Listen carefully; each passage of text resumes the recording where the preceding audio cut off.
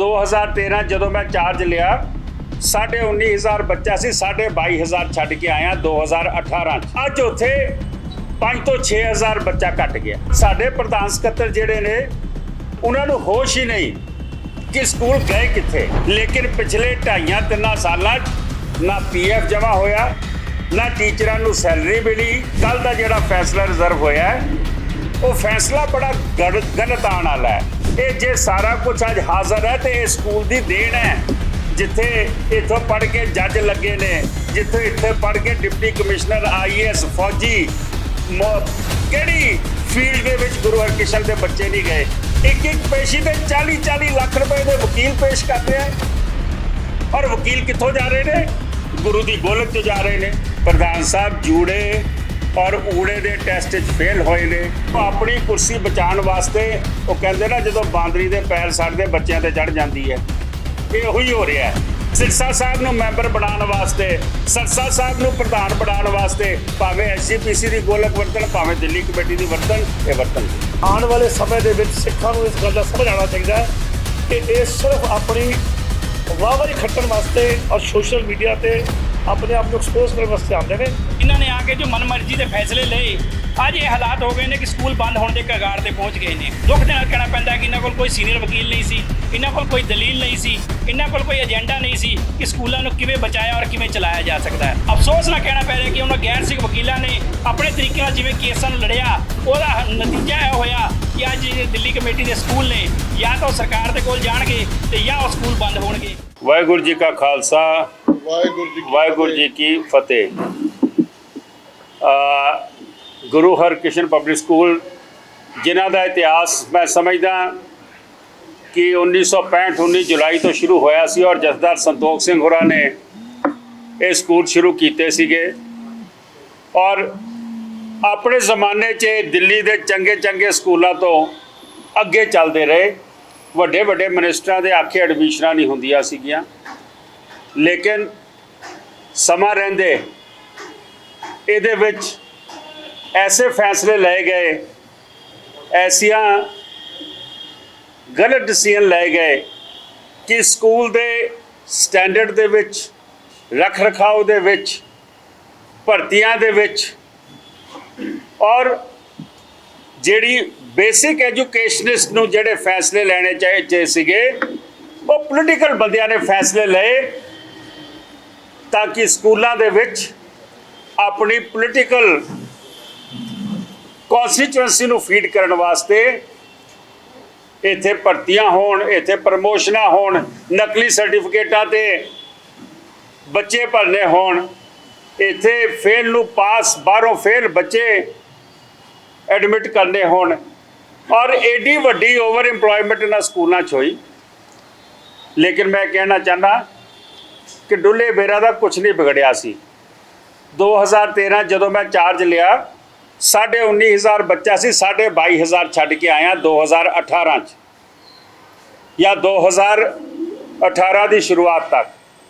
ਅੱਜ ਉੱਥੇ 5 ਤੋਂ 6,000 ਬੱਚਾ ਘਟ ਗਿਆ। ਅੱਜ 5 ਤੋਂ 6,000 ਬੱਚਾ ਸਾਡੇ ਸਕੂਲਾਂ 'ਚ ਮਤਲਬ 16 ਤੋਂ 17,000 ਦੀ ਸਟਰੈਂਥ ਰਹਿ ਗਈ ਔਰ ਸਾਡੇ ਪ੍ਰਧਾਨ ਸਕੱਤਰ ਜਿਹੜੇ ਨੇ ਉਹਨਾਂ ਨੂੰ ਹੋਸ਼ ਹੀ ਨਹੀਂ ਕਿ ਸਕੂਲ ਗਏ ਕਿੱਥੇ।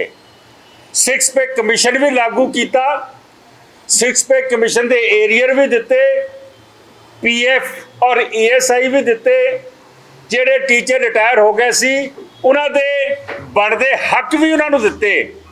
ਲੇਕਿਨ ਪਿਛਲੇ 2.5-3 ਸਾਲਾਂ 'ਚ ਨਾ PF ਜਮ੍ਹਾਂ ਹੋਇਆ, ਨਾ ਟੀਚਰਾਂ ਨੂੰ ਸੈਲਰੀ ਮਿਲੀ, ਨਾ ਟੀਚਰਾਂ ਨੂੰ ਉਹਨਾਂ ਦਾ ਬਣਦਾ ਜਿਹੜਾ ਹੱਕ ਸੀ ਉਹ ਮਿਲਿਆ ਔਰ ਟੀਚਰਾਂ ਨੇ ਕੋਰਟ ਕਚਹਿਰੀ ਸਾਡੇ ਵੇਲੇ ਵੀ ਕੀਤੀ ਸੀ, ਲੇਕਿਨ ਅਸੀਂ ਸਾਰੀਆਂ ਚੀਜ਼ਾਂ ਉਸ ਵੇਲੇ ਦੇ ਰਹੇ ਸਾਂ।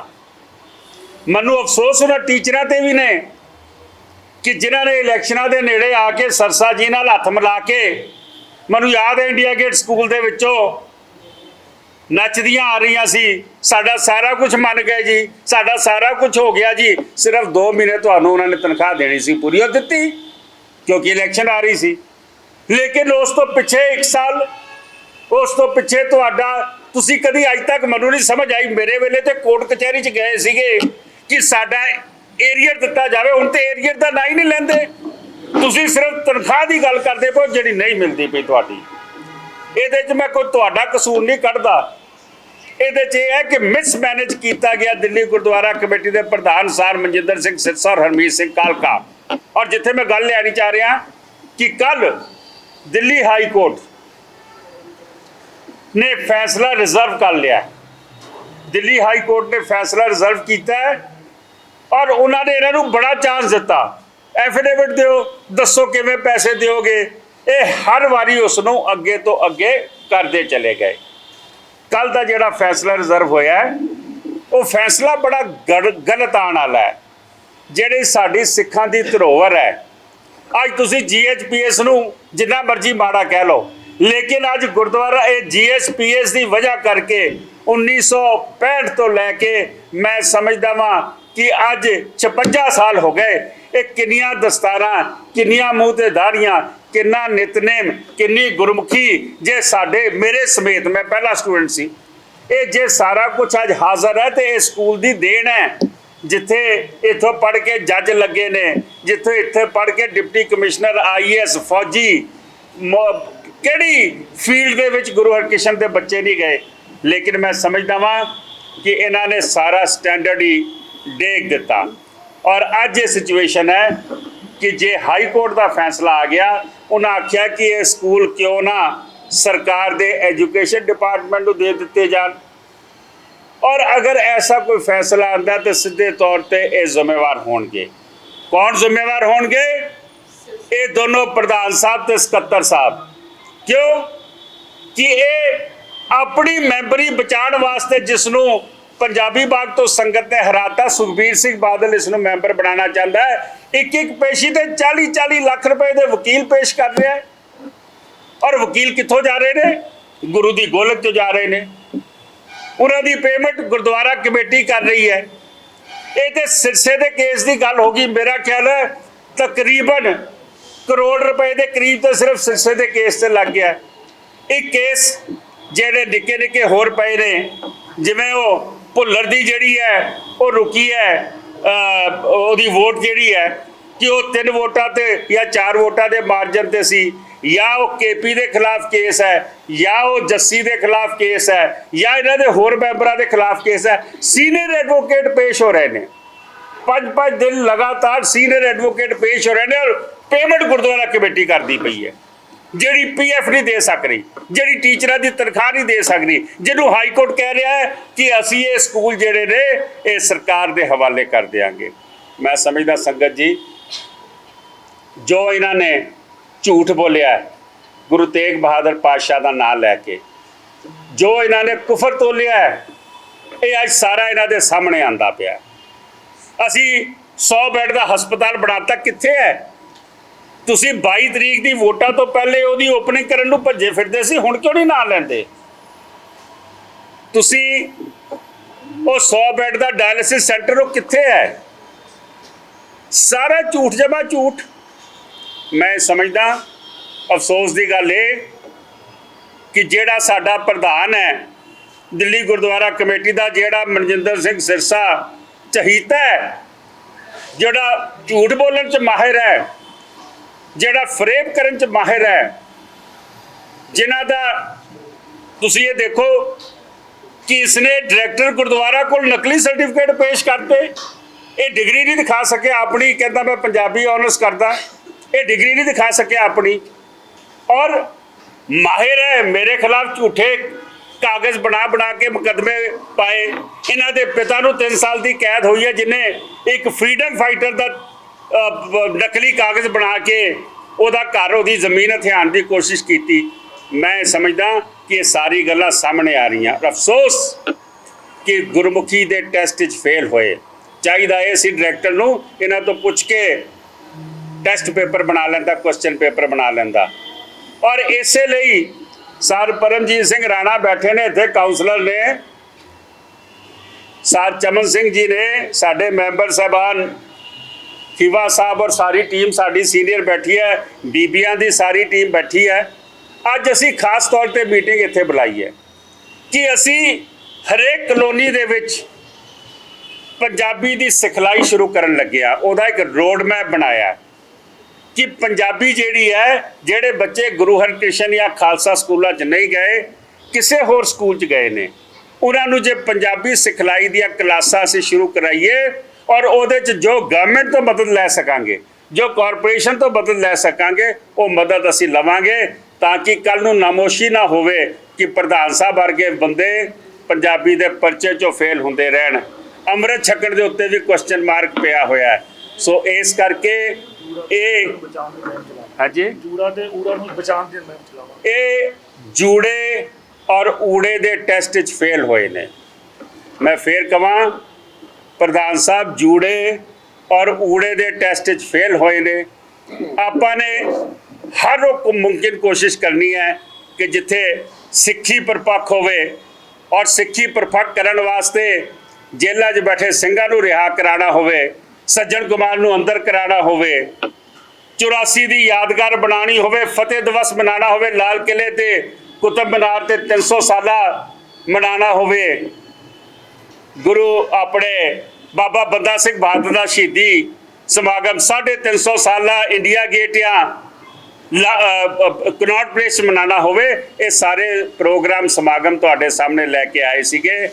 ਅੱਜ ਤੁਹਾਡੇ ਅੱਗੇ ਫੇਰ ਵਾਅਦਾ ਕਰਦੇ ਹਾਂ, ਗੁਰਦੁਆਰਾ ਕਮੇਟੀ 'ਚ ਰਹੀਏ ਤੇ ਭਾਵੇਂ ਨਾ ਰਹੀਏ, ਲੇਕਿਨ ਇਹ ਜਿਹੜੀ ਕੌਮ ਦੀ ਸੇਵਾ ਹੈ, ਊੜੇ ਤੇ ਜੂੜੇ ਦੀ ਸੇਵਾ ਹੈ, ਗੁਰੂ ਗ੍ਰੰਥ ਸਾਹਿਬ ਦੀ ਸੇਵਾ ਹੈ, ਇਸ ਤੇ ਹਮੇਸ਼ਾ ਡਟ ਕੇ ਜਾਗੋ ਪਾਰਟੀ ਆਪਣਾ ਰੋਲ ਅਦਾ ਕਰੇਗੀ ਔਰ ਲੋਕਾਂ 'ਚ ਜਾਏਗੀ।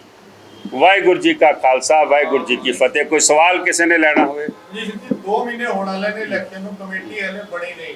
ਇਹ ਜਿਹੜੀ ਪੁੱਠਾ ਪਟਕ ਚੱਲ ਰਹੀ ਹੈ, ਮੈਂਬਰ ਦੀ ਖਰੀਦ ਫਰੋਖਤ ਦੀਆਂ ਗੱਲਾਂ ਚੱਲ ਰਹੀਆਂ ਨੇ, ਇੱਕ ਧਿਰ ਤੋਂ ਤੁਸੀਂ ਤੇਰੀ ਜਾਣਦੇ, ਤੁਹਾਨੂੰ ਕੀ ਲੱਗਦਾ ਹੈ ਡਰਾਮਾ ਕਦ ਤੱਕ ਚੱਲੇਗਾ? ਕਮੇਟੀ ਕਦੋਂ ਫਾਈਨਲ ਹੋਏਗੀ? ਦੇਖੋ, ਕਮੇਟੀ ਤੇ ਪਹਿਲੇ ਦਿਨ ਹੀ ਫਾਈਨਲ ਹੋ ਜਾਣੀ ਸੀ, ਲੇਕਿਨ 25 ਨੂੰ ਮਨਜਿੰਦਰ ਸਿੰਘ ਸਿਰਸਾ ਹਾਰ ਰਿਹਾ, 23 ਨੂੰ ਸੁਖਬੀਰ ਸਿੰਘ ਬਾਦਲ ਨੂੰ ਸੁਪਨਾ ਆ ਗਿਆ ਕਿ ਜਗੀਰ ਕੌਰ ਨਹੀਂ, ਸੁਖਬੀਰ ਸਿੰਘ ਬਾਦਲ 23 ਨੂੰ ਮੀਟਿੰਗ ਕਰਕੇ ਸਿਰਸੇ ਦਾ ਨਾਂ ਦੇ ਦਿੰਦੇ ਨੇ, ਜਿਹਦਾ ਰਿਜ਼ਲਟ 25 ਨੂੰ ਆ ਰਿਹਾ ਅਗਸਤ ਨੂੰ। ਤੁਸੀਂ ਕਹਿੰਦੇ ਉਠਾ ਪਟਕ ਚੱਲ ਰਹੀ ਹੈ, ਮੈਂਬਰ ਕੌਣ ਤੋੜ ਕੇ ਲੈ ਗਿਆ ਉਸ ਪਾਸੇ? ਤੁਸੀਂ ਕਹਿ ਰਹੇ ਹੋ ਉਠਾ ਪਟਕ ਚੱਲ ਰਹੀ ਹੈ। 2 ਮੈਂਬਰ ਜਿਨ੍ਹਾਂ ਨੂੰ ਸਰੋਪੇ ਪਾਏ ਗਏ ਨੇ, ਬਗਲਾ ਸਾਹਿਬ ਲਿਜਾ ਕੇ ਹੈਡ ਗ੍ਰੰਥੀ ਸਾਹਿਬ ਦੇ ਸਾਹਮਣੇ ਆਖਿਆ ਗਿਆ ਜਿਹਨਾਂ ਨੂੰ ਸਰੋਪਾ ਪਾਓ, ਇਹ ਲਾਟਰੀ ਚੋਂ ਨਿਕਲ ਆਏ ਨੇ। ਕਿੱਥੇ ਨੇ ਉਹ ਲਾਟਰੀ ਵਾਲੇ ਮੈਂਬਰ? ਉਹਨਾਂ ਦੇ ਸਾਰੇ ਕਾਗਜ਼ ਕਿੱਥੇ ਨੇ? ਲਾਟਰੀ ਕਿਸੇ ਹੋਰ ਨੂੰ ਮੈਂਬਰ ਬਣਾ ਰਹੀ ਹੈ, ਸਰਸਾ ਸਾਹਿਬ ਕਿਸੇ ਹੋਰ ਨੂੰ ਸਰੋਪਾ ਦੇ ਰਹੇ ਨੇ। ਹੁਣ ਜਦੋਂ ਨਹੀਂ ਬਣਨਗੇ, ਇਹ ਫੇਰ ਕਰੋੜਾਂ ਰੁਪਏ ਖਰਚ ਕੇ ਮੁਕਰਰੋਦਗੀ ਪੇਸ਼ ਕਰਨਗੇ, ਜਿਹੜਾ ਸੱਜਣ ਕੁਮਾਰ ਦੇ ਹੱਕ ਵਿੱਚ ਪੇਸ਼ ਹੋਇਆ ਸੀਗਾ, ਸਿੱਖਾਂ ਦੇ ਖਿਲਾਫ ਪੇਸ਼ ਹੋਇਆ ਸੀ, ਉਹਨੂੰ ਐਸਜੀਪੀਸੀ ਪੇਸ਼ ਕਰ ਰਹੀ ਹੈ, ਕਿਉਂਕਿ ਮੁਕੱਦਮਾ ਐਸਜੀਪੀਸੀ ਵਰਸਸ ਇਲੈਕਸ਼ਨ ਡਾਇਰੈਕਟਰ ਹੈ। ਔਰ ਇਲੈਕਸ਼ਨ ਦਾ ਕੌਣ ਪੇਸ਼ ਹੋ ਰਿਹਾ? ਵਕੀਲ ਮੁਕਰਰੋਦਗੀ, ਜਿਹੜਾ ਸੱਜਣ ਕੁਮਾਰ ਨੂੰ ਛੁਡਵਾਉਣ ਵਾਸਤੇ ਪੇਸ਼ ਹੋਇਆ ਸੀ।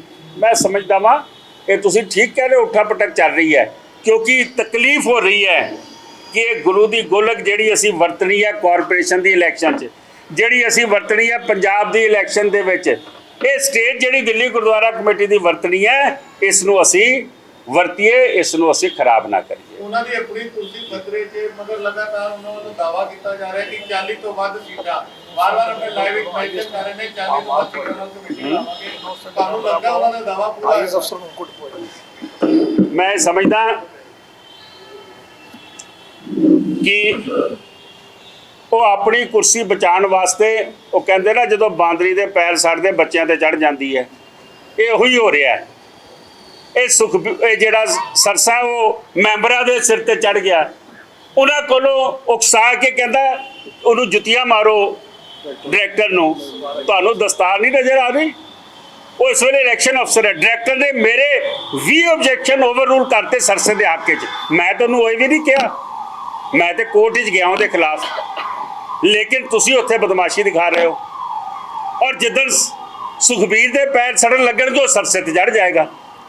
ਮੈਂ ਸਮਝਦਾ ਕਿ ਇਹਨਾਂ ਨੇ ਹਰ ਉਹ ਹੀਲਾ ਜੋਰਾ ਲਾਣਾ, ਔਰ ਟੋਟਲ ਇਲੈਕਸ਼ਨ ਇਹਨਾਂ ਨੇ ਗੁਰੂ ਦੀ ਗੋਲਕ 'ਚ ਲੜੀ ਹੈ, ਟੋਟਲ ਨਸ਼ੇ ਦੀ ਵਰਤੋਂ ਕੀਤੀ ਹੈ। ਔਰ ਅੱਜ ਵੀ ਲਾਟਰੀ ਦੇ ਮੈਂਬਰ ਲਿਆਉਣ ਵਾਸਤੇ, ਸਿਰਸਾ ਸਾਹਿਬ ਨੂੰ ਮੈਂਬਰ ਬਣਾਉਣ ਵਾਸਤੇ, ਸਰਸਾ ਸਾਹਿਬ ਨੂੰ ਪ੍ਰਧਾਨ ਬਣਾਉਣ ਵਾਸਤੇ, ਭਾਵੇਂ ਐਸਜੀਪੀਸੀ ਦੀ ਗੋਲਕ ਵਰਤਣ, ਭਾਵੇਂ ਦਿੱਲੀ ਕਮੇਟੀ ਦੀ ਵਰਤਣ, ਇਹ ਵਰਤਣਗੇ। ਆਖਿਰ ਦਾ ਸਵਾਲ, ਤੁਸੀਂ ਜਾਗੋ ਪਾਰਟੀ ਵੱਲੋਂ ਪੰਜਾਬੀ ਕੈਡਰ ਦੀ ਜਿਹੜੀ 93 ਟੀਚਰਾਂ ਨੂੰ ਨੌਕਰੀ ਤੋਂ ਕੱਢ ਦਿੱਤਾ ਗਿਆ, ਤੁਸੀਂ ਉਹਨਾਂ ਦਾ ਸਾਥ ਦੇਣ ਦੀ ਗੱਲ ਕੀਤੀ ਹੈ, ਮਗਰ ਬੱਲੀ ਜੀ ਦਾ ਕਹਿਣਾ ਹੈਗਾ ਕਿ ਮਨਜੀਤ ਸਿੰਘ ਜੀਕੇ ਵੱਲੋਂ ਜਾਂ ਕਿਸੇ ਵੀ ਹੋਰ ਧਿਰ ਵੱਲੋਂ ਸਾਡੀ ਦਿੱਲੀ ਸਰਕਾਰ ਨੂੰ ਪੰਜਾਬੀ ਅਕੈਡਮੀ ਨੂੰ ਕੋਈ ਲੈਟਰ ਨਹੀਂ ਮਿਲੀ। ਮੈਂ ਸਮਝਦਾ ਵਾਂ ਕਿ ਦਿੱਲੀ ਸਰਕਾਰ ਆਪਣਾ ਪੁਰਾਣਾ ਰਿਕਾਰਡ ਚੁੱਕ ਲੈਣ। ਬੱਲੀ ਸਾਹਿਬ ਤੇ ਹੁਣ ਟਪੂਸੀ ਮਾਰ ਕੇ ਆਏ ਨੇ ਬੀਜੇਪੀ ਤੋਂ ਆਮ ਆਦਮੀ ਦੇ ਵਿੱਚ। ਬੱਲੀ ਸਾਹਿਬ ਨੂੰ ਪੁੱਛੋ ਕਿ 1043 ਟੀਚਰਾਂ ਦਾ ਸਰਵੇ ਕਿੰਨੇ ਕਰਾਇਆ ਸੀ। ਬੱਲੀ ਸਾਹਿਬ ਨੂੰ ਪੁੱਛੋ ਕਿ ਦਿੱਲੀ ਸਰਕਾਰ ਨੂੰ ਮਿਨੋਰਟੀ ਕਮਿਸ਼ਨਸ ਦੇ ਵਿੱਚ ਔਰ ਹਾਈ ਕੋਰਟ ਦੇ ਵਿੱਚ ਕੌਣ ਲੈ ਕੇ ਗਿਆ ਸੀਗਾ, ਕਿੰਨੇ ਆਰਡਰ ਕਰਾਏ ਨੇ ਜਿਹਦੇ ਆਰਡਰਾਂ ਦੇ ਨਾਲ 860 ਕੇ 65 ਟੀਚਰਾਂ ਦੇ ਇੰਟਰਵਿਊ ਚੱਲਦੇ ਪਏ ਨੇ। ਲੇਕਿਨ ਤੁਸੀਂ ਇਹ ਪੰਜਾਬੀ ਅਕੈਡਮੀ ਦੇ ਟੀਚਰ ਕੱਢ ਰਹੇ ਹੋ। ਇਹਨਾਂ ਦੀ ਲੜਾਈ ਵੀ ਜਾਗੋ ਪਾਰਟੀ ਲੜੇਗੀ। ਜਾਗੋ ਪਾਰਟੀ ਲਗਾਤਾਰ ਪੰਜਾਬੀ ਅਕੈਡਮੀ ਦੇ 93 ਟੀਚਰਾਂ ਦੇ ਨਾਲ ਖਲੋਤੀ ਹੈ, 100% ਨਾਲ ਖਲੋਤੀ ਹੈ ਔਰ ਉਹਨਾਂ ਦੇ ਕੇਸ ਫੋਲੋ ਕਰਾਂਗੇ। ਵਾਹਿਗੁਰੂ ਜੀ ਕਾ ਖਾਲਸਾ, ਵਾਹਿਗੁਰੂ ਜੀ ਕੀ ਫਤਿਹ। ਮੇਰਾ ਇੱਕ ਸਵਾਲ ਹੈ, ਦਿੱਲੀ ਤੋਂ ਕਸ਼ਮੀਰ ਤੱਕ, ਕਸ਼ਮੀਰ ਤੋਂ ਲੈ ਕੇ ਕੰਨਿਆ ਕੁਮਾਰੀ ਤੱਕ ਕਿੱਥੇ ਵੀ ਕੋਈ ਸਿੱਖ ਨਾਲ ਧੱਕਾ ਹੋਏ ਤਾਂ ਸਾਰੀਆਂ ਸੰਪਰਦਾਵਾਂ, ਸਾਰੀਆਂ ਸੰਸਥਾਵਾਂ ਜ਼ਰੂਰ ਉੱਥੇ ਪਹੁੰਚਦੀਆਂ, ਆਹ ਦਾ ਨਾਰਾ ਮਾਰਦੀਆਂ। ਔਰ ਸਭ ਤੋਂ ਜ਼ਿਆਦਾ ਰੌਲਾ ਜਿਹੜਾ ਕੋਈ ਪਾਉਂਦਾ ਹੈ ਉਹ ਸਰਦਾਰ ਬਲਜਿੰਦਰ ਸਿੰਘ ਸਿਰਸਾ ਪਾਉਂਦਾ, ਦੇਖੋ ਜੀ ਮੈਂ ਕਲਕੱਤੇ ਪਹੁੰਚ ਗਿਆ, ਦੇਖੋ ਜੀ ਮੈਂ ਕਸ਼ਮੀਰ ਪਹੁੰਚ ਗਿਆ, ਦੇਖੋ ਜੀ ਮੈਂ ਇੱਥੇ ਪਹੁੰਚ ਗਿਆ। ਜਿਸ ਦਿਨ ਇੱਕ ਸਿੱਖ ਦੀ ਪੱਗ ਦੇ ਉੱਤੇ ਜੁੱਤੀ ਮਾਰੀ ਗਈ, ਪੂਰੇ ਸੰਸਾਰ ਨੇ ਦੇਖਿਆ। ਕਿੱਥੇ ਅਸੀਂ ਲੰਗਰ ਲਾਉਂਦੇ ਹਾਂ, ਕਿੱਥੇ ਅਸੀਂ ਮੈਡੀਕਲ ਏਡ ਦੇ ਲੰਗਰ ਲਾਉਂਦੇ ਹਾਂ, ਕਿੱਥੇ ਅਸੀਂ ਐਜੂਕੇਸ਼ਨ ਲੰਗਰ ਲਾਉਂਦੇ ਹਾਂ। ਇੱਕ ਸਿੱਖ ਦਾ ਅਕਸ਼ ਜਿਹੜਾ ਉਹ ਬਹੁਤ ਗ੍ਰਾਫ ਉੱਪਰ ਸੀਗਾ। ਪਰ ਇੱਕ ਸਿੱਖ ਨੇ ਜਦੋਂ ਸਿੱਖ ਦੇ ਸਿਰ ਤੇ ਜੁੱਤੀ ਮਾਰੀ, ਉਹ ਵੀ ਇੱਕ IAS ਅਫਸਰ, ਜਿਹੜਾ ਕਿ ਅੱਜ ਮੇਰੇ ਖਿਆਲ ਸੰਸਾਰ ਦੇ ਵਿੱਚ ਸਾਡੇ ਬਹੁਤ ਘੱਟ ਬੱਚੇ IAS ਤੇ IPS ਦੇ ਵਿੱਚ ਜਾ ਰਹੇ ਨੇ। ਔਰ ਜਿਹੜੇ ਆ ਗਏ ਨੇ ਉਹਨਾਂ ਨੂੰ ਅਸੀਂ ਇੰਨੀ ਬੇਕਦਰੀ ਕਰਕੇ ਆਪਣੀ ਸਿਰਫ ਕੁਰਸੀ ਦੇ ਖਾਤਰ ਪੂਰੇ ਸੰਸਾਰ ਔਰ ਪੂਰੇ ਮੀਡੀਆ ਵੀ ਦਿਖਾਇਆ ਕਿ ਅਸੀਂ ਜੇ ਆਪਣੇ ਤੇ ਆਏ ਤੇ ਅਸੀਂ ਉਸ ਵੇਲੇ ਫਿਰ ਕੋਈ ਹੱਕ ਦੀ ਗੱਲ ਨਹੀਂ ਕਰਦੇ। ਅਸੀਂ ਕੋਈ ਕੰਨਿਆ ਕੁਮਾਰੀ ਲੈ ਕੇ ਕਸ਼ਮੀਰ ਤੋਂ ਲੈ ਕੇ ਕਿੱਥੇ ਦੀ ਗੱਲ ਨਹੀਂ ਕਰਦੇ। ਅਸੀਂ ਸਿਰਫ ਆਪਣੀ ਕੁਰਸੀ ਦੀ ਗੱਲ ਕਰਦੇ ਹਾਂ, ਚਾਹੇ ਫਿਰ ਸਾਹਮਣੇ ਸਿੱਖ ਕਿਉਂ ਨਾ ਹੋਵੇ। ਅਸੀਂ ਉਹ ਜੁੱਤੀ ਵੀ ਮਾਰਦੇ ਹਾਂ, ਉਹਨੂੰ ਅਬਿਊਜ਼ ਲੈਂਗੁਏਜ ਵੀ ਯੂਜ਼ ਕਰਦੇ ਹਾਂ। ਤੇ ਉਹਦੇ ਲਈ ਕਿਸੇ ਨੇ ਵੀ ਆਹ ਦਾ ਨਾਰਾ ਨਹੀਂ ਮਾਰਿਆ। ਨਾ ਦਿੱਲੀ ਕਮੇਟੀ ਦੇ ਪ੍ਰਧਾਨ ਨੇ ਮਾਰਿਆ, ਨਾ ਜਨਰਲ ਸਕੱਤਰ ਨੇ ਮਾਰਿਆ, ਨਾ ਸ਼੍ਰੋਮਣੀ ਅਕਾਲੀ ਦਲ ਨੇ ਮਾਰਿਆ, ਜਿਹੜੀ ਸਿੱਖਾਂ ਦੀ ਸ਼ਹੀਦਾਂ ਜਥੇਬੰਦੀ ਖਵਾਉਂਦੀ ਹੈ। ਮੈਨੂੰ ਲੱਗਦਾ ਕਿ ਕਿਤੇ ਨਾ ਕਿਤੇ ਅੱਜ ਲੋੜ ਹੈ ਸਿੱਖਾਂ ਨੂੰ ਇਹਨਾਂ ਦੀ ਸਾਈਕੀ ਨੂੰ ਸਮਝਣ ਦੀ। ਆਉਣ ਵਾਲੇ ਸਮੇਂ ਦੇ ਵਿੱਚ ਸਿੱਖਾਂ ਨੂੰ ਇਸ ਗੱਲ ਦਾ ਸਮਝ ਆਉਣਾ ਚਾਹੀਦਾ ਹੈ ਕਿ ਇਹ ਸਿਰਫ ਆਪਣੀ ਵਾਹਵਾਹੀ ਖੱਟਣ ਵਾਸਤੇ ਔਰ ਸੋਸ਼ਲ ਮੀਡੀਆ ਤੇ ਆਪਣੇ ਆਪ ਨੂੰ ਐਕਸਪੋਜ਼ ਕਰਨ ਵਾਸਤੇ ਆਉਂਦੇ ਨੇ, ਨਾ ਕਿ ਸਿੱਖਾਂ ਦੀ ਲੜਾਈ ਲੜਨ ਵਾਸਤੇ ਆਉਂਦੇ ਨੇ। ਇਹ ਗੱਲ IAS ਅਫਸਰ ਦੇ ਉੱਤੇ ਜੁੱਤੀ ਮਾਰਨ ਤੋਂ ਬਾਅਦ ਇੱਕ ਵੀ ਬਿਆਨ, ਇੱਕ ਵੀ ਨਿਖੇਧੀ ਨਹੀਂ ਆਈ, ਬਲਕਿ ਇਹਨਾਂ ਦੇ ਇੱਕ ਜਨਰਲ ਸਕੱਤਰ ਦਾ ਬਿਆਨ ਸੁਣ ਰਿਹਾ ਸੀ, ਕਹਿੰਦਾ ਹਲੇ ਤਾਂ ਸਿਰਫ ਟ੍ਰੇਲਰ ਦੇਖੋ, ਪਿਕਚਰ ਹਲੇ ਬਾਕੀ ਹੈ। ਮਤਲਬ ਉਹ ਕਹਿੰਦਾ ਸੀ ਕਿ ਹਲੇ ਹੋਰ ਕੁੱਟਣਾ ਇਸ IAS ਅਫਸਰ ਨੂੰ, ਜਿਹੜਾ ਸਰਦਾਰ ਸਾਹਿਬ ਨੇ ਨਰਿੰਦਰ ਸਿੰਘ ਜੀ, ਇਹਨਾਂ ਨੂੰ ਹਲੇ ਹੋਰ ਅਸੀਂ ਕੁੱਟਾਂਗੇ ਜਾਂ ਇਹਨਾਂ ਨੂੰ ਹੋਰ ਮਾਰਾਂਗੇ। ਮੈਨੂੰ ਲੱਗਦਾ ਕਿ ਮੈਂ ਉਹਨਾਂ ਦੇ ਉਸ ਬਿਆਨ ਦੀ ਨਿਖੇਧੀ ਕਰਦਾ ਔਰ ਮੈਂ ਉਮੀਦ ਕਰਦਾ ਕਿ ਬਿਲਕੁਲ ਜਿਹੜਾ ਕੋਰਟ ਇਹਦੇ 'ਚ ਇਨਵੋਲਵ ਹੋਇਆ, ਜਜਮੈਂਟ ਜੈਨੂਅਨ ਹੋਏਗੀ। ਜਿਨ੍ਹਾਂ ਨੇ ਵੀ ਇਹ ਗਲਤ ਹਰਕਤ ਕੀਤੀ ਅੱਗੋਂ ਉਹਦੇ 'ਤੇ ਰੋਕ ਲੱਗੇਗੀ। ਰਾਣਾ ਜੀ, GHPS ਸਕੂਲਾਂ ਦੇ ਮਸਲੇ ਦੇ ਉੱਤੇ ਜਿਹੜੀ ਅੱਜ ਪ੍ਰੈਸ ਕਾਨਫਰੰਸ ਕੀਤੀ, ਉਸ ਮਸਲੇ ਦੇ ਉੱਤੇ ਦਿੱਲੀ ਕਮੇਟੀ ਹਲੇ ਤੱਕ ਚੁੱਪ ਹੈ। ਪੰਜਾਬੀ ਅਕੈਡਮੀ ਦੇ ਪੰਜਾਬੀ ਟੀਚਰਾਂ ਦੇ ਮਸਲੇ ਦੇ ਉੱਤੇ ਦਿੱਲੀ ਕਮੇਟੀ ਚੁੱਪ ਹੈ। ਤੁਹਾਨੂੰ ਕੀ ਲੱਗਦਾ ਸਿਰਫ ਤੁਸੀਂ ਚੁੱਪ ਹੋ? ਮੈਨੂੰ ਲੱਗਦਾ ਕਿ ਇਹ ਜਿਹੜਾ ਮਸਲਾ ਸਾਹਮਣੇ ਆਇਆ, ਜਿਹੜਾ ਹੁਣੇ ਪ੍ਰਧਾਨ ਜੀਕੇ ਸਾਹਿਬ ਨੇ ਕਿਹਾ ਹੈਗਾ, ਅੱਜ ਜੋ ਹਾਲਾਤ ਨੇ, ਜੋ ਟੀਚਰਾਂ ਨੂੰ ਗੁੰਮਰਾਹ ਕੀਤਾ ਗਿਆ ਸੀ, ਅੱਜ ਉਹ ਵੀ ਸਾਹਮਣੇ ਆ ਗਿਆ ਕਿ ਬੜੇ ਥੋੜ੍ਹੇ ਹੀ ਦਿਨਾਂ ਦਾ ਸਮਾਂ ਰਹਿ ਗਿਆ ਕਿ ਇਹ ਸਕੂਲ ਗੌਰਮੈਂਟ ਹੋ ਜਾਣਗੇ। ਔਰ ਉਸ ਵੇਲੇ ਕੌਮ ਦੀ ਜਿਹੜੀ ਇੱਕ ਬਹੁਤ ਵੱਡਾ ਸਰਮਾਇਆ ਜਥੇਦਾਰ ਸੰਤੋਖ ਸਿੰਘ ਵੱਲੋਂ ਤਿਆਰ ਕੀਤਾ ਗਿਆ ਸੀ, ਉਹ ਕਿਤੇ ਨਾ ਕਿਤੇ ਖਤਮ ਕਰਨ ਦੀ ਕੋਸ਼ਿਸ਼ ਕੀਤੀ ਜਾ ਰਹੀ ਹੈ। ਅਸੀਂ ਉਹਦੀ ਵੀ ਲੜਾਈ ਜ਼ਰੂਰ ਲੜਾਂਗੇ। GHPS ਦਾ ਭਵਿੱਖ ਕੀ ਰਹੇਗਾ ਤੁਹਾਡੇ ਹਿਸਾਬ? ਮੇਰੇ ਹਿਸਾਬ ਨਾਲ ਮੈਨੂੰ ਲੱਗਦਾ ਕਿ ਅਗਰ ਜੇ ਕੋਈ ਇਹੋ ਜਿਹਾ ਫੈਸਲਾ ਆਇਆ ਜਿਸ ਨਾਲ ਕਿ ਪੰਥ ਦੀ ਜਿਹੜੀ ਅਮਾਨਤ ਹੈ ਇਹਦੇ 'ਚ ਖਿਆਨਤ ਹੋਏਗੀ, ਤੇ ਅਸੀਂ ਇਹਦੀ ਵੀ ਲੜਾਈ ਲੜਾਂਗੇ। ਅੱਜ ਬੜੇ ਅਫਸੋਸ ਦੇ ਨਾਲ ਸਾਨੂੰ ਇਹ ਦੱਸਣਾ ਪੈ ਰਿਹਾ ਹੈ ਕਿ ਗੁਰੂ ਹਰਕ੍ਰਿਸ਼ਨ ਪਬਲਿਕ ਸਕੂਲ, ਜੋ ਕਿ ਦਿੱਲੀ ਦੀ ਸਿੱਖ ਦਿੱਲੀ ਦੇ ਸਿੱਖਾਂ ਦੇ ਵਾਸਤੇ ਇੱਕ ਬੜੀ ਵੱਡੀ ਵਿਰਾਸਤ ਸੀ, ਅੱਜ ਉਸ ਵਿਰਾਸਤ ਦੇ ਖੁੰਝਣ ਦਾ ਹਾਲਾਤ ਪੈਦਾ ਹੋ ਗਏ ਨੇ। ਔਰ ਉਸ ਦੇ ਵਿੱਚ ਸਭ ਤੋਂ ਵੱਡੇ ਜ਼ਿੰਮੇਦਾਰ ਜਿਨ੍ਹਾਂ ਨੇ 2 ਸਾਲ ਦਾ ਨਾਰਾ ਦਿੱਤਾ ਕਿ 2 ਸਾਲ ਬੇਮਿਸਾਲ, ਔਰ ਇਹਨਾਂ 2 ਸਾਲਾਂ ਦੇ ਵਿੱਚ ਜੋ ਇਹਨਾਂ ਨੇ ਸਕੂਲਾਂ ਦੀ ਤਬਾਹੀ ਕੀਤੀ, ਸਕੂਲਾਂ ਦੇ ਆਰਥਿਕ ਢਾਂਚੇ ਨੂੰ ਨੁਕਸਾਨ ਪਹੁੰਚਾਇਆ, ਅੱਜ ਸਕੂਲ ਜਿਹੜੇ ਨੇ ਉਹ ਆਰਥਿਕ ਤੌਰ 'ਤੇ ਅਰਾਜਕਤਾ ਦਾ ਸ਼ਿਕਾਰ ਹੋ ਗਏ ਨੇ। ਔਰ ਇਸ ਦਾ ਸਭ ਤੋਂ ਵੱਡਾ ਕਾਰਨ ਜਿਹੜਾ ਹੈ, ਉਹ ਕਾਰਨ ਇਹ ਹੈ ਕਿ ਅੱਜ ਜੋ ਹਾਲਾਤ ਬਣੇ ਹੋਏ ਨੇ, ਇਸ ਸਮੇਂ ਦਿੱਲੀ ਹਾਈ ਕੋਰਟ ਨੇ ਇਹ ਫੈਸਲਾ ਕਰਨਾ ਹੈ ਕਿ ਇਹਨਾਂ ਸਕੂਲਾਂ ਦੇ ਨਾਲ ਕੀ ਕੀਤਾ ਜਾਏ। ਸਭ ਤੋਂ ਪਹਿਲੇ ਜਿਹੜੀ ਗੱਲ ਹੈ ਕਿ ਜਿਹੜੇ ਇਹ ਸਕੂਲ ਜਿਨ੍ਹਾਂ ਨੂੰ ਅਸੀਂ ਬੜੀ ਮੁਸ਼ਕਲ ਹਾਲਾਤਾਂ 'ਚੋਂ ਕੱਢ ਕੇ ਸਰਦਾਰ ਮਨਜੀਤ ਸਿੰਘ ਜੀਕੇ ਨੇ 6ਵੇਂ ਤਨਖਾਹ ਕਮਿਸ਼ਨ ਨੂੰ ਲਾਗੂ ਕੀਤਾ ਸੀ, 6ਵੇਂ ਤਨਖਾਹ ਕਮਿਸ਼ਨ ਦੇ ਬਕਾਇਆ ਨੂੰ ਦੇਣਾ ਸ਼ੁਰੂ ਕੀਤਾ ਸੀ, ਉਸ ਦੇ ਨਾਲ ਹੀ ਜਿਹੜਾ ਹੋਰ ਆਪਣਾ ਜਿਹੜਾ ਤਨਖਾਹਾਂ ਸੀ ਉਹ ਸਮੇਂ ਸਿਰ ਦੇਣੀਆਂ ਸ਼ੁਰੂ ਕੀਤੀਆਂ ਸੀ। ਸਕੂਲਾਂ ਦੇ ਅਕਾਊਂਟ ਨੂੰ ਸੈਂਟਰਲਾਈਜ਼ ਕੀਤਾ ਸੀ। ਇਹਨਾਂ ਨੇ ਆ ਕੇ ਜੋ ਮਨਮਰਜ਼ੀ ਦੇ ਫੈਸਲੇ ਲਏ, ਅੱਜ ਇਹ ਹਾਲਾਤ ਹੋ ਗਏ ਨੇ ਕਿ ਸਕੂਲ ਬੰਦ ਹੋਣ ਦੇ ਕਗਾਰ ਤੇ ਪਹੁੰਚ ਗਏ ਨੇ। ਜਦੋਂ ਅਸੀਂ ਸਕੂਲ ਛੱਡ ਕੇ ਆਏ ਸੀ ਉਸ ਟਾਈਮ 22,000 ਬੱਚਾ ਇਹਨਾਂ ਸਕੂਲਾਂ ਦੇ ਵਿੱਚ ਪੜ੍ਹਦਾ ਸੀ ਔਰ ਅੱਜ ਦਾ ਜੋ ਆંકੜਾ ਹੈ ਉਹ 14-15,000 ਬੱਚਾ ਰਹਿ ਗਿਆ। ਇਸ ਤੋਂ ਇਲਾਵਾ ਜਿਹੜੇ ਸਕੂਲਾਂ ਦੇ ਟੀਚਰਾਂ ਦੀਆਂ ਤਨਖਾਹਾਂ ਪੈਂਡਿੰਗ ਨੇ ਔਰ ਉਸ ਦੇ ਉੱਤੇ ਸਮੇਂ ਸਿਰ ਫੈਸਲਾ ਨਾ ਲੈਣ ਕਰਕੇ ਜੋ ਹਾਲਾਤ ਪੈਦਾ ਹੋਏ ਨੇ ਕਿ ਅੱਜ ਹਾਈ ਕੋਰਟ ਨੇ ਕੱਲ ਆਪਣਾ ਫੈਸਲਾ ਰਿਜ਼ਰਵ ਕਰ ਲਿਆ ਹੈ ਕਿ ਇਸ ਮਾਮਲੇ ਦੇ ਵਿੱਚ ਹਾਈ ਕੋਰਟ ਹੁਣ ਫੈਸਲਾ ਲਏਗਾ ਕਿ ਇਹਨਾਂ ਸਕੂਲਾਂ ਦੇ ਵਿੱਚ ਜਿਹੜਾ 6ਵੇਂ ਤਨਖਾਹ ਕਮਿਸ਼ਨ ਦਾ ਬਕਾਇਆ ਹੈ, ਜੋ 7ਵੇਂ ਕਮਿਸ਼ਨ ਨੂੰ ਲਾਗੂ ਕਰਨਾ ਹੈ ਔਰ ਜੋ ਤਨਖਾਹ ਬਾਕੀ ਹੈ, ਜੋ ਰਿਟਾਇਰਮੈਂਟ ਬੈਨੀਫਿਟ ਬਾਕੀ ਨੇ, ਗ੍ਰੈਚੁਇਟੀ ਬਾਕੀ ਹੈ, ਉਸ ਦੇ ਉੱਤੇ ਕਿਵੇਂ ਫੈਸਲਾ ਕੀਤਾ ਜਾਏ। ਔਰ ਸਭ ਤੋਂ ਵੱਡੀ ਗੱਲ ਹੈ ਕਿ ਸਰਦਾਰ ਮਨਜਿੰਦਰ ਸਿੰਘ ਸਿਰਸਾ ਨਿੱਕੀ ਗੱਲਾਂ ਤੇ ਸੀਨੀਅਰ ਵਕੀਲ ਖੜੇ ਕਰ ਲੈਂਦੇ ਨੇ ਆਪਣੇ ਪੱਖ ਦੇ ਵਿੱਚ। ਆਪਣੀ ਮੈਮਰੀ ਬਚਾਣੀ ਹੋਵੇ, ਆਪਣੇ ਕੁਝ ਕਰਨਾ ਹੋਵੇ ਤੇ ਮਿੰਟ ਵਿੱਚ ਖੜਾ ਕਰ ਲੈਂਦੇ ਨੇ। ਪਰ ਜਦੋਂ ਮੌਕਾ ਆਇਆ ਸਕੂਲਾਂ ਨੂੰ ਬਚਾਉਣ ਦਾ ਤੇ ਬੜੀ ਦੁੱਖ ਦੇ ਨਾਲ ਕਹਿਣਾ ਪੈਂਦਾ ਕਿ ਇਹਨਾਂ ਕੋਲ ਕੋਈ ਸੀਨੀਅਰ ਵਕੀਲ ਨਹੀਂ ਸੀ, ਇਹਨਾਂ ਕੋਲ ਕੋਈ ਦਲੀਲ ਨਹੀਂ ਸੀ, ਇਹਨਾਂ ਕੋਲ ਕੋਈ ਏਜੰਡਾ ਨਹੀਂ ਸੀ ਕਿ ਸਕੂਲਾਂ ਨੂੰ ਕਿਵੇਂ ਬਚਾਇਆ ਔਰ ਕਿਵੇਂ ਚਲਾਇਆ ਜਾ ਸਕਦਾ ਹੈ।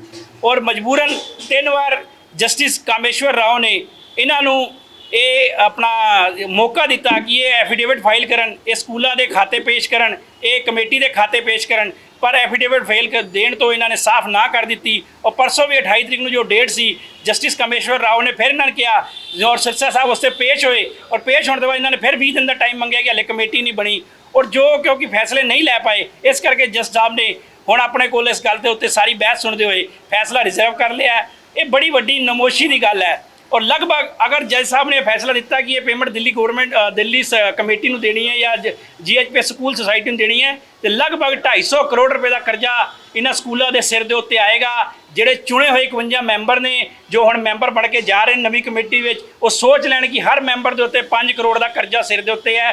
ਕਿਵੇਂ ਇਹਨਾਂ ਸਕੂਲਾਂ ਨੂੰ ਚਲਾਇਆ ਜਾਏਗਾ ਜਾਂ ਸਕੂਲ ਕਿਵੇਂ ਚੱਲਣਗੇ, ਇਹ ਸਭ ਤੋਂ ਵੱਡੀ ਚੁਣੌਤੀ ਹੈ। ਔਰ ਜੋ ਆਰਥਿਕ ਅਰਾਜਕਤਾ ਦੀ ਸਥਿਤੀ ਹੈ ਉਹ ਇਸ ਕਰਕੇ ਪੈਦਾ ਹੋਈ ਹੈ ਕਿਉਂਕਿ ਸਾਡੇ ਪ੍ਰਬੰਧਕ ਇਸ ਬਾਰੇ ਫੈਸਲਾ ਨਹੀਂ ਲੈ ਪਾਏ, ਆਪਣੇ ਵਕੀਲ ਖੜੇ ਨਹੀਂ ਕਰ ਪਾਏ।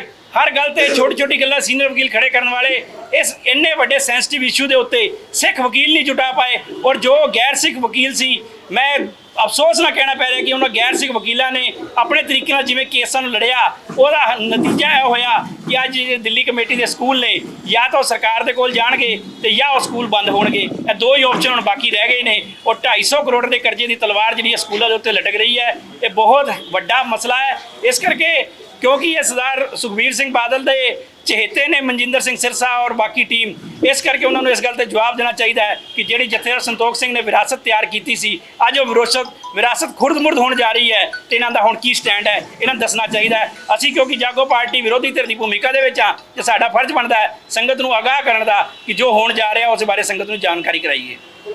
ਜੋ ਸੋਸ਼ਲ ਮੀਡੀਆ ਤੇ ਡਿਸਕਸ਼ਨ ਚੱਲ ਰਹੀ ਹੈ ਉਹ ਲੋਕ ਤੁਸੀਂ ਕਹਿ ਬਹੁਤ ਦਿੱਤੇ ਹੈਗੇ ਨੇ ਕਿ ਕੋਰਟ ਹੈਗੀ ਇਨਕੁਆਇਰੀ ਵੀ ਕਰ ਸਕਦੀ ਹੈ।